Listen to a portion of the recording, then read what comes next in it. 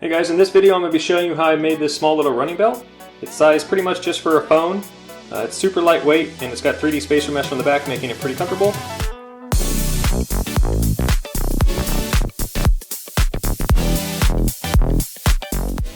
Real quick on materials. For the main pocket I'm going to be using LS21. I have this black and white grid stop as well as a black taffeta.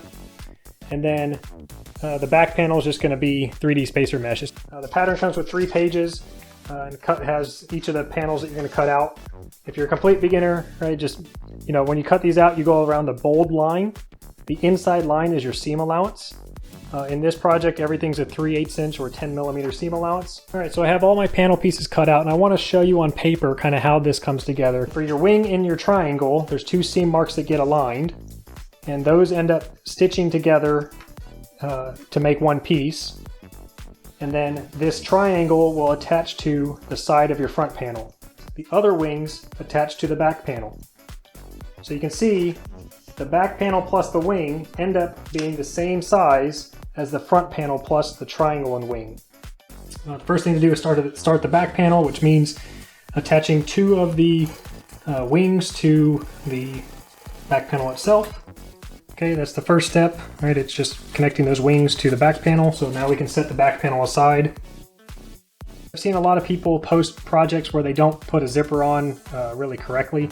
What you want to do is you start the zipper face sides together, and then you will fold up the panel to where they're face sides out, and then you'll do a top stitch to set the fabric down.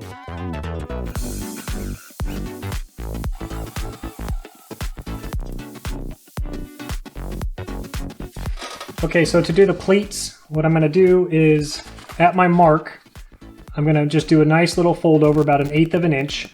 Don't put a crease along the whole front of your panel. That just won't look very good. And what we're doing is we're adding volume to the panel here.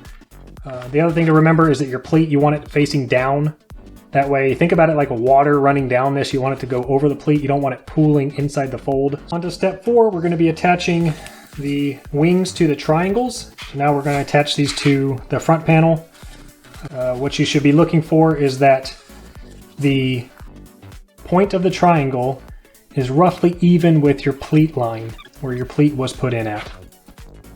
Okay, we've got our 2 wings, the triangles connected, so the next thing to do is open them up, and we are going to top stitch a nice finished edge along the triangle. Do a nice clean stitch, straight stitch. It's obviously going to be visible, so take your time if you need to.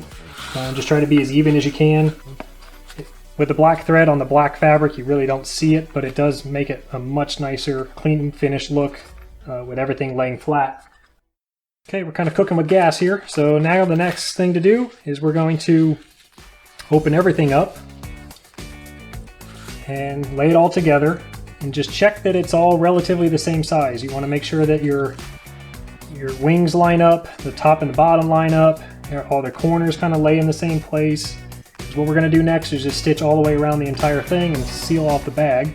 If you see my backpack videos, I've talked about this in the past. What matters here most is the alignment along the center line. So I start my stitching in the middle of the panel. I go all the way around and I end at the middle of the panel. I find that just makes it a whole lot easier than starting here and hoping that the middles end up lining up. Okay, so when you get to the end of your wing, this is where the webbing is going to go through. What I like to do is I go ahead and stitch over this, but I do a longer stitch length, almost a basting stitch, so it's easy to pull out later. But what that does is it allows you to flip the entire bag and have these edges rolled inside and finished. Get to your end point, get your seam length back down, make your turn, and just keep going. So I trimmed up most of my seam allowances there, and as you can see, where there's going to be tight corners, I cut most of the seam allowance away, making sure I didn't get into the stitching. So now I'm going to flip this right side out. Okay, so finishing off step 5, if you notice, you can actually get your finger all the way in here into the wing. I'm going to top stitch right along that seam. It'll make that nice and flat, and it'll seal off your main pocket from that wing area. This all kind of looks bunchy right now and bushy, or puffy. So that's why we're going to do a top stitch, and I'm going to start and do a top stitch along this entire top edge, including the wings, and then along the bottom edge, including the wings and the triangles, to just get it all to lay perfectly flat. There you go. So now that it's top stitched, you see that it has a much nicer look to it. It's all nice and flat. Overall, it just gives it a much more professional and clean look. So it's definitely worth spending the time to do it. In step 6, it talks about using a seam ripper to open this end up. If you remember, we basted this, so there's really not that many stitches. It's going to be really easy to open that up. And then insert your webbing. What I want it to do is I want the webbing to be parallel with the zipper. So now we need to attach the buckle. Alright, so then the other side, best thing to do is connect the two together so you know you have them in the right orientation. But yeah, that came out looking real good.